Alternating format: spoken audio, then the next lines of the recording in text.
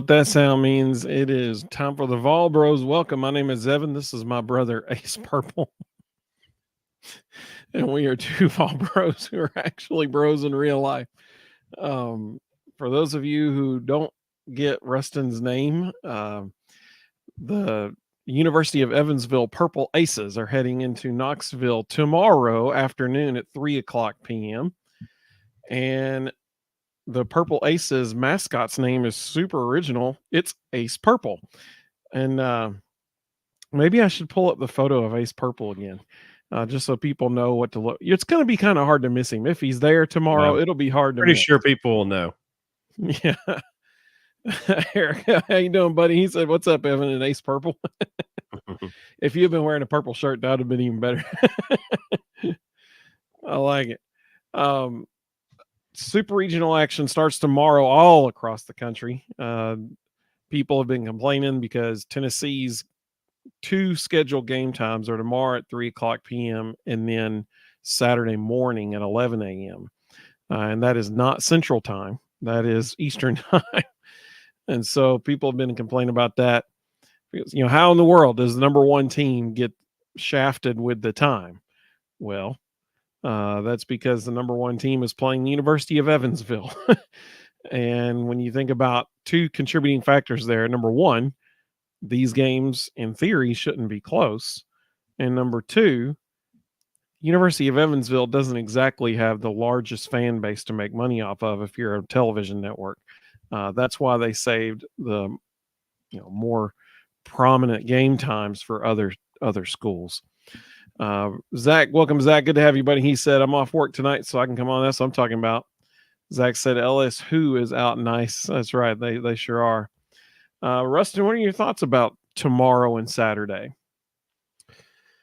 I will go back to what I said last week. It's baseball. Numbers matter. Tennessee actually got better statistically in the regional. Tennessee is now number 3 in the country on offense and on defense. So they're literally top 3 nationally in the two categories that matter most. And Evansville, to their credit, they're number 22 in the country on offense. Granted, when you see their schedule, you understand why. And they are number 145 pitching staff. That does not bode well in Lindsey Nelson Stadium. They are also 2-8 against Power 5 schools. They could very easily be 0-10. Their 2 Power 5 wins were in extra innings, 6-5 win over an insanely bad Michigan State team, and a 5-4 win against Indiana in a midweek game in which Indiana threw their bottom 7 pitchers. So, I mean, the reality is Evansville doesn't have a single pitcher that is going to concern us at all. The best pitcher we've seen so far was the ace from Indiana, and we knocked him off the mound in the first 3 innings. Just not concerned. I think that by 6:00 Saturday night, the Evansville baseball team will be on a bus headed back to Indiana with their Purple Aces because of how badly Tennessee's going to spank them all weekend. But that's nice. Well played. Hopefully Purple Ace will be with them on that bus. I'm really hoping he's in Knoxville. Ace Purple. Yeah. I messed it up. I had one job and I messed it. I called him the wrong name. Zach said, "Let's go ahead and book our tickets to Omaha." Well, go ahead. But I mean, I think Tennessee's going to win in 2 games, but I saw somebody today making a huge deal about the fact they won the regional, and I'm sitting there going, they beat a very overrated East Carolina team twice. They lost to them once, 19-6. They beat a Virginia Commonwealth team who used their only pitcher against Wake Forest. And even with VCU's unbelievably bad pitching staff, they still took 17 runs to beat them. It was 17-11. So I'm like, yeah, they won a regional, but the other two teams did the hard work. Like the other two teams took care of Wake Forest. Evansville never really had to play anyone. Like the thing laid out in their favor. East Carolina is, in my opinion, extremely overrated. Even in that environment, like nobody was like it wasn't an overly difficult environment for them. It's a small stadium. They haven't seen anything like Lindsey Nelson literally the entire year. The one legitimate series they played this year, they played a 3-game series at Mississippi State and they got swept. So in a weekend series where they actually threw their best guys against Mississippi State's best guys, Mississippi State killed them and actually on Sunday run ruled them and sent them home early. So just not concerned. Zach said when they were celebrating the regional, they said, well, they got to celebrate something because they know they're not winning in Tennessee.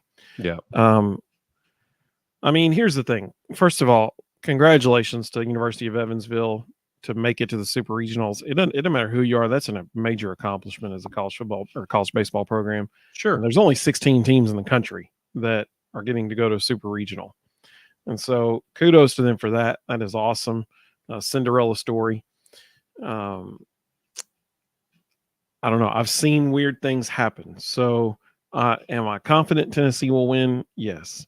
Am I willing to book hotels in Omaha confident? No.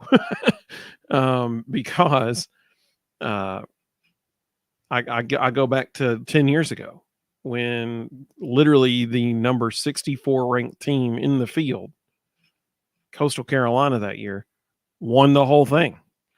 I mean, like the crazier stuff has happened. I don't think it's going to happen this time. And I think Tennessee proved that they're living up to that number 1 ranking and how they just totally dominated their regional, which was so much fun to watch.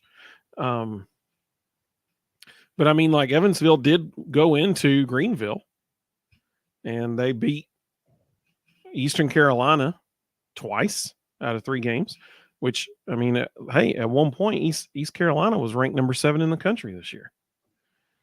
Do I think that was too high? Yeah. But I mean, still, I mean, they're not a slouch.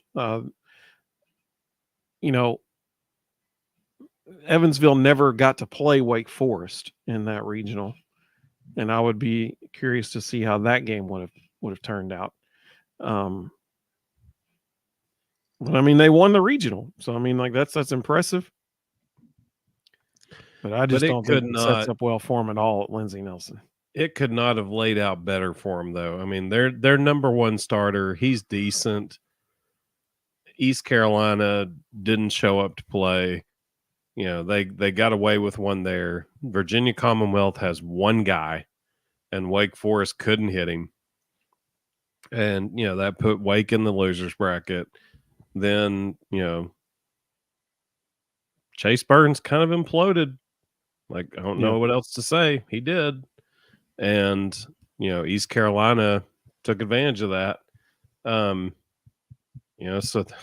the reality is everybody else's best pitching got used up early, and Evansville just kind of got away with stealing 1 in game 1 and then coasted the rest of the way because nobody else had anything. Yeah. So Tony said, hey, good to have you, Tony. Welcome, buddy. He said, don't mean to be negative, but Drew Beam hadn't been the same pitcher this year. I know what I see. Do y'all agree? And if so, why do you think it is? Hope he gets back to where he used to be. Go Vols. I mean, I think the first half of the season for sure. The last month, I think he's really, he's pitched way better the last month. I mean, he started, he retired the first 7 hitters of the game against, who did we play in the winners bracket final? I don't even remember. That was 6 days ago. Yeah, he is giving up a lot of runs though. Like he's not consistently holding people down. Luckily, the games he gives up a lot of runs tend to be games because we're scoring a lot of runs, so he's throwing a lot more fastballs.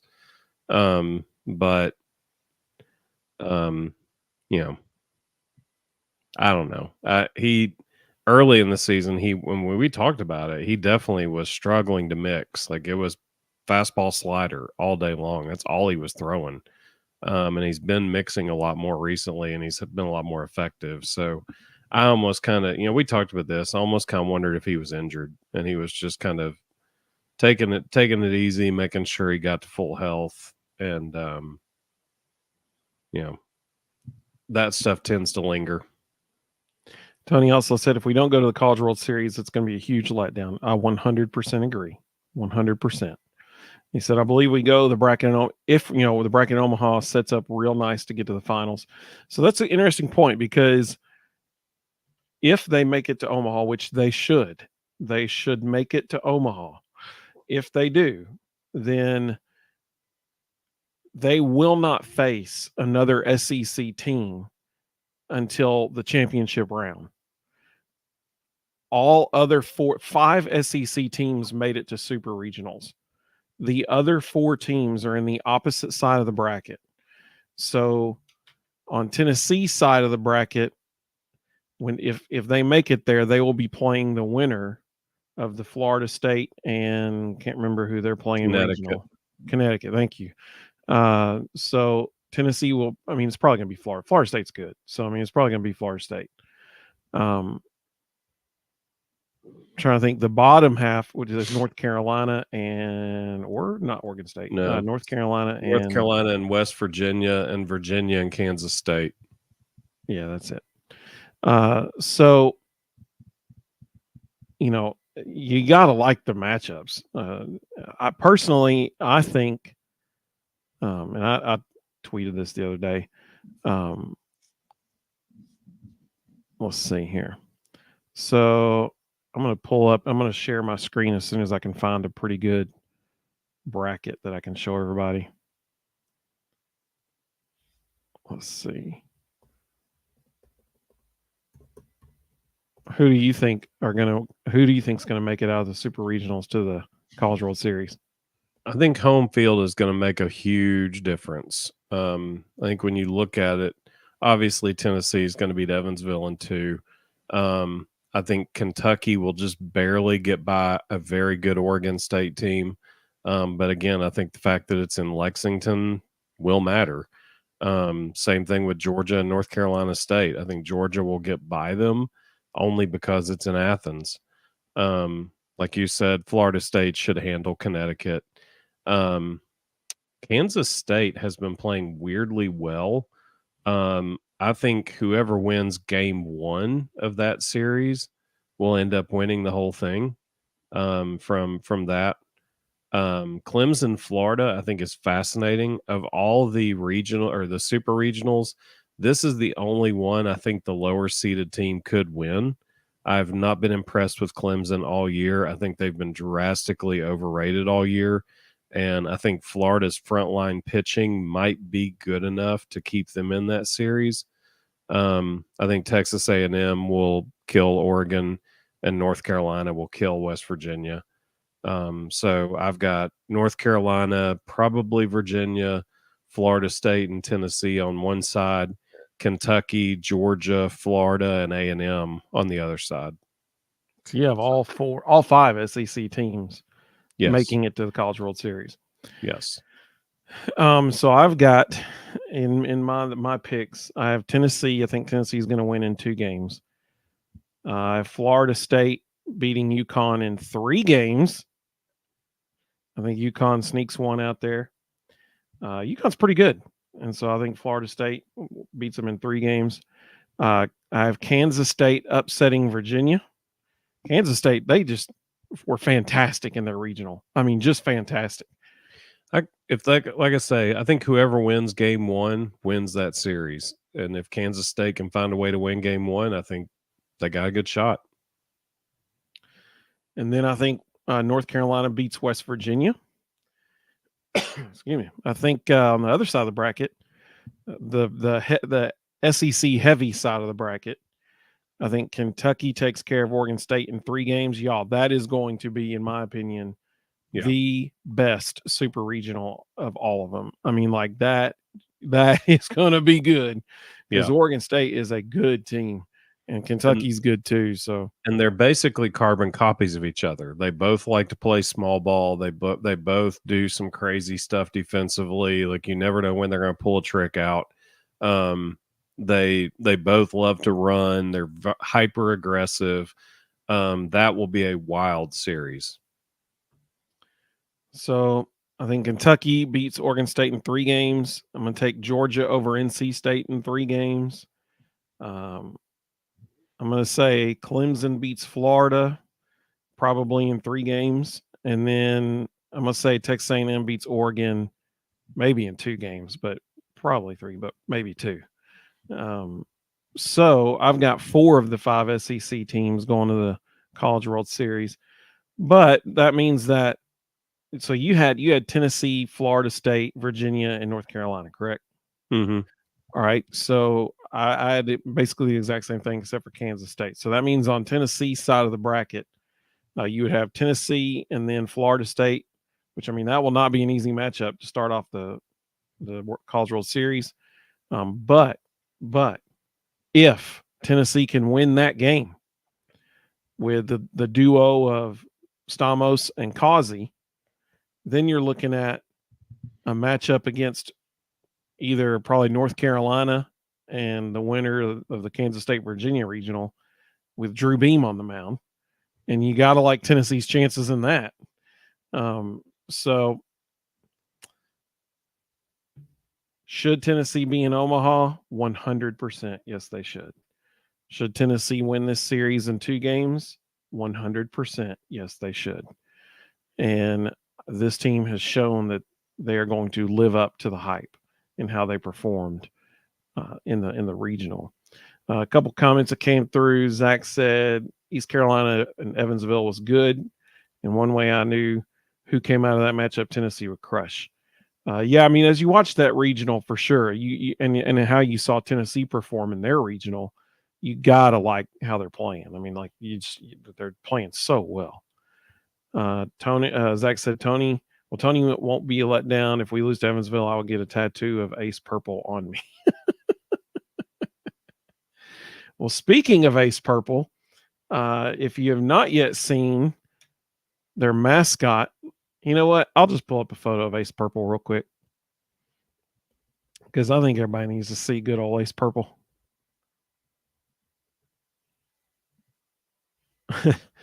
Okay, this is sad. Apparently, Ace Purple gets searched so little on Google that I had to type out almost the entire thing, like Ace Purple Evansville, before it even starts showing up as a suggested thing.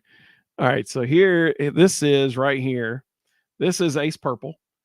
Apparently, he was made by Olympus Mascots, and this is their Ace Purple mascot right here, the mascot of the Purple Aces. He's rocking the boots. This is him. So here's what we'd like to do on the Vol Bros. If you see Ace Purple inside Lindsey Nelson Stadium this weekend, and you get a photo of you and him, we're going to have just a fun little competition to see who has the best photo with Ace Purple if he's there. I'm really hoping he's there.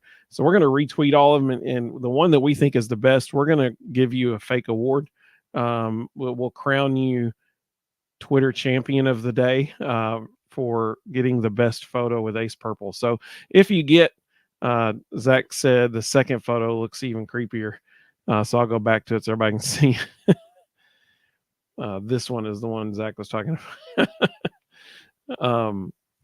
So if you happen to get a photo of yourself with Ace Purple, we would really appreciate it if you would bless all of Vol Twitter with that photo.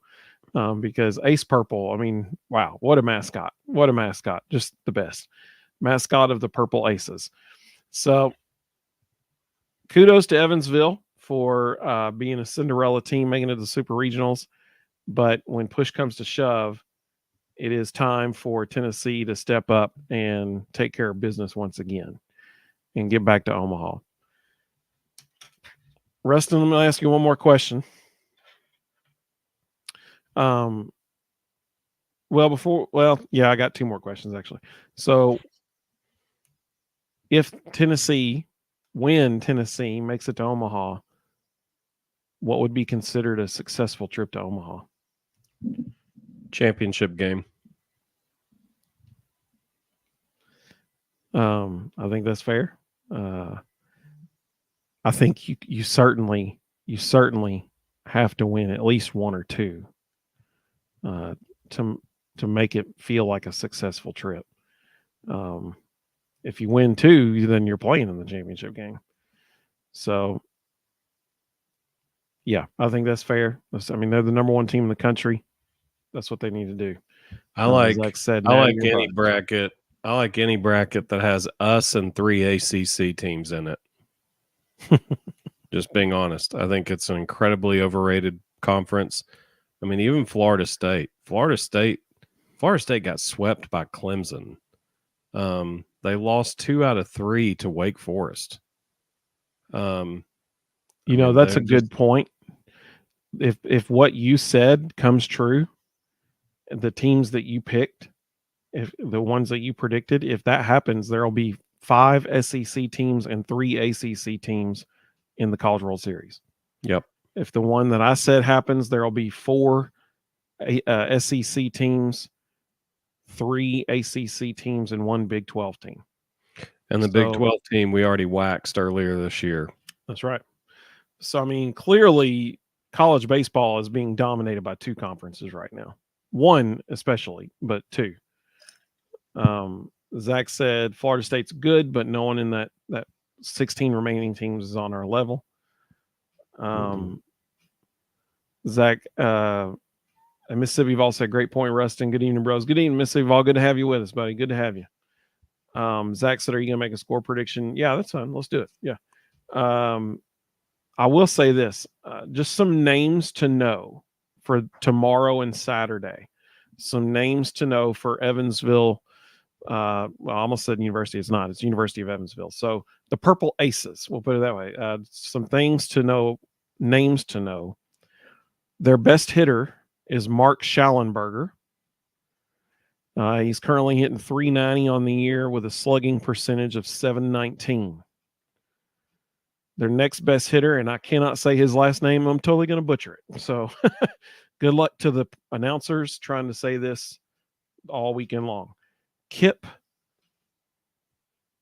no clue how to pronounce the last name. Fougerousse. Fugarosi? I was trying to remember it from the regional. I feel like they kept saying like Fagaraus. That makes sense. Okay. So he's hitting .350. Slugging percentage of .681.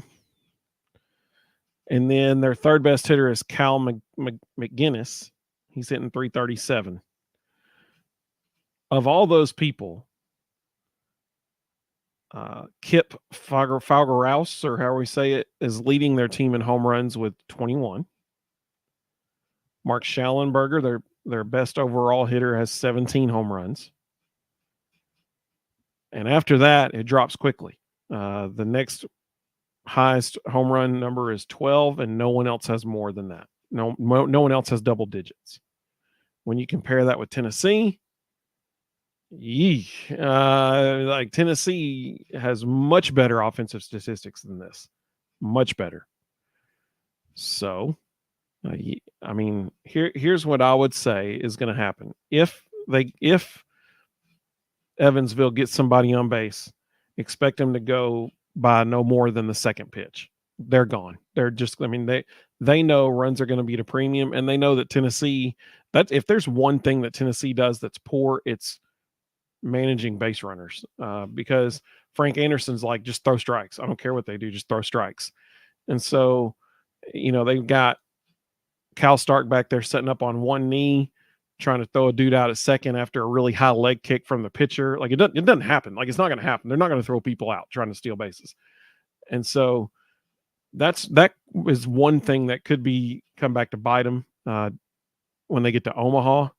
I don't think it's going to bite them in the super regional. But I would fully expect that if the Purple Aces get some folks on base, they're gone. Like they're just going to take off. So first pitch, second pitch of the at bat, they're taking off. That's my main prediction. But Zach asked for score predictions. Oh, Zach's already given his score. Oh, come on, Zach. Zach said 15-3 game 1, 12-2 game 2. I mean, it's possible. It's certainly possible. Tony said, I agree, Rustin. We should go to the championship. At the worst, we should get 2 wins this time. I agree. Rebecca, she said, falls by Finney. Oh, that's nice. That's what I'm talking about. Welcome, Rebecca. Good to have you. Okay, I'll give my prediction, then you give your prediction. I'm going to say Vols win in 2 games. I'm going to say the first game 9-4. Second game 10-2. That's going to be my prediction for those this weekend. I'll take them in 2. I'll say 9-2 game 1, 15 or 16-3 game 2. So you're agreeing with Zach on that 15-3 score. He said game 1. I don't think Tennessee's going to score, 15 runs against their top pitcher. Zach said this is a lower class team. I agree, but they did beat ECU 2 out of 3 games, which is impressive. So that's our predictions. Y'all can we'll bookmark this so everybody can remember how close or off we were. I'm saying 9-4, I said 9-4. Yeah, 9-4 first game, 10-2 second game. Rustin said, what'd you say for I remember the second game, but what'd you say for the first game? 9-2. 9-2 first game, 15-3 is what he said second game. So that's our prediction. Please, if you get a picture with Ace Purple, please post it on Twitter for the whole world to enjoy, and we will be happy to crown a champion of Ace Purple photos. University of Evansville, if you're watching this, please bring Ace Purple to the game. We would love to see him in Knoxville tomorrow or Saturday, either one. If he's got classes tomorrow, I don't know, maybe he's in summer school. So if he can be there for Saturday, that'd be great. And remember, it is a 3:00 start time tomorrow. It is a 11:00 a.m. start time on Saturday. That is not Central Time.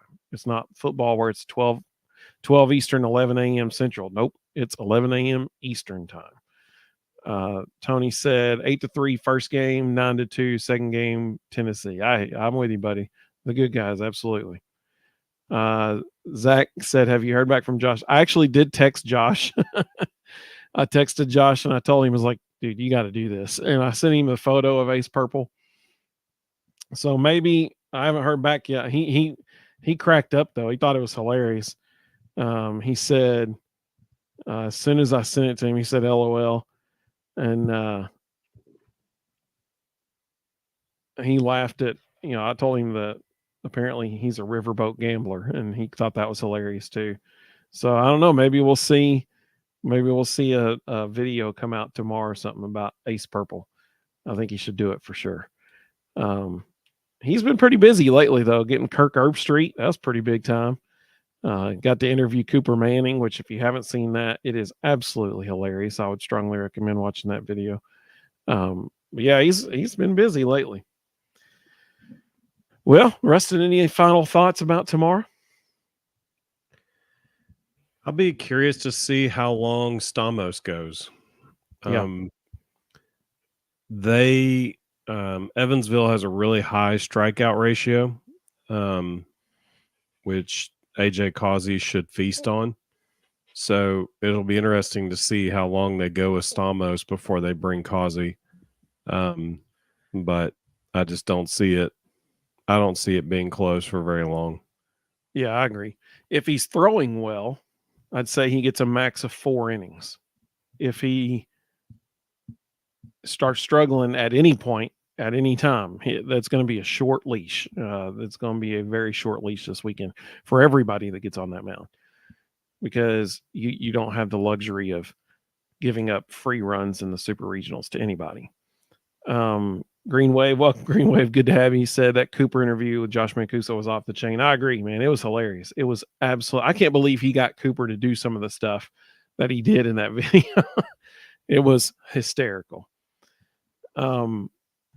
So if you're wondering what Green Wave is referring to there, it's Josh Mancuso's video interview with Cooper Manning, and it is hilarious. So tomorrow, 3:00 p.m., Lindsey Nelson Stadium, game 1 of the Super Regional against University of Evansville Purple Aces. And then game 2 is Saturday morning at 11 a.m. Please, I'll say it one last time, if you're there and you get a photo of yourself with Ace Purple, which is the Purple Aces mascot, please put it online on Twitter. We would love to see that, and we'll crown the best photo as Twitter champion of the day. Should be a lot of fun this weekend. For everyone who is saying, "Oh no, we can't be the number 1 seed," there's a curse to it. Okay, you got to like how it played out for them this year as the number 1 seed. This is why you wanted the number 1 seed, because there is no denying, when you look at the whole bracket right now, the easiest path to Omaha, the number 1 seed has that path. So 16 teams remaining. 5 of them are SEC teams. 4 of them are ACC teams. No, more than that, because NC State's in it too. We're saying Georgia's going to beat NC State. So at least 5 ACC teams remaining, and then a Big 12 and Oregon State holding down the conference that is no more. Birmingham Southern, they're not even a school anymore, and they were in the D2 or 3 College World Series. Oregon State, they're representing a conference that doesn't exist anymore. So Oregon State, Kentucky, my pick for most entertaining regional or super regional. That's just going to be fantastic. Yep. Tony said, I know what he's capable of, but Marcus Freeman, I think he means Marcus Phillips, makes me nervous when he comes in. He's got a lot of juice. He sure does. He can pump it in there pretty hard. Hopefully he'll get some run this weekend. And I mean, if Tennessee gets up 10-3, 11-3, I mean, put him in. Let him throw an inning. You don't think they'll even put him in for that? If they're up 11-3, you're on sequences. You have guys that you know you have to get mound time. So Monday or tomorrow is going to be Stamos and Causey, and if need be, Kirby. Because that's who they always bring after Causey. If Drew Beam goes out there and gets into the 6th, 7th inning, and we're up big, you're going to see an inning for Binky. You're going to see an inning for Nate Snead. If there's anybody else, maybe even an inning for Xander Sechrist, if they know there's not going to be a Sunday. They want to get all those guys mound time to keep them in their sequence. So no way does a Marcus Phillips get out there. If there's not going to be a Sunday, they don't have enough innings. They won't waste innings on guys that are question marks. I'll make this prediction as well. If they win game 1 and they go into the 9th inning in game 2 with a lead, Combs will come in to close out game 2, no doubt, so that they can punch their ticket to Omaha. That's going to be my prediction for that game. But my main prediction for the weekend is Evansville is going to be trying to steal as many bases as humanly possible, because they know they're going to have to manufacture some runs. And anybody who has watched Tennessee baseball the last 3-4 years, especially this year, that if a dude's stealing second, there's a really good chance he's going to make it down there, because they don't care about the base runner that much. They want the pitcher to give a good high leg kick. There's not really a slide step. It's a good high leg kick. And they got Cal Stark setting up on a knee already. So, I mean, high leg kick, catchers on a knee, you're not throwing anybody out. Like, you're just not, unless dude like trips halfway down the baseline or something. You're just not going to throw people out. So that's my prediction. Evansville is going to try to steal as many bases as they possibly can all weekend long. And they're probably going to get a bunch of them. And then Still not going to be enough. Tennessee wins in 2 games. That's my prediction. Rustin says 2 games as well. So hopefully Sunday night, the next time we're live, hopefully Sunday night, we'll be celebrating a trip to Omaha. And we will be talking about the field in Omaha because we should know. Unless like some crazy thing happens and there's like a 12 or 14 inning game, something like that. The games should pretty much be over by Sunday night at 6 or Sunday night at 9 when we go live again, because most of those games on Sunday, the latest ones are going to start at 6 o'clock. So that'll be fun to see how the field shapes up. So we hope all of you join us on Sunday night at 9 o'clock Eastern as we hopefully celebrate a super regional victory. And we're on our way to Omaha. Both of us are saying, both the Vol Bros are saying 2-0 Tennessee. We hope all of you have a great evening. Ace Purple and I have had fun talking with you tonight. If you see Ace Purple tomorrow, tell him we said hi, and tell him we would love to have Ace Purple on our show sometime. Although I don't know how that would work because he can't talk. He's not supposed to talk. So, but we love that dude. He's got a great mascot. So we hope all of you have a wonderful, wonderful evening. Go Vols tomorrow at 3 o'clock, game time. So very excited. We hope all of you have a great evening. We'll see you on Sunday night at 9 o'clock. Go Vols, y'all.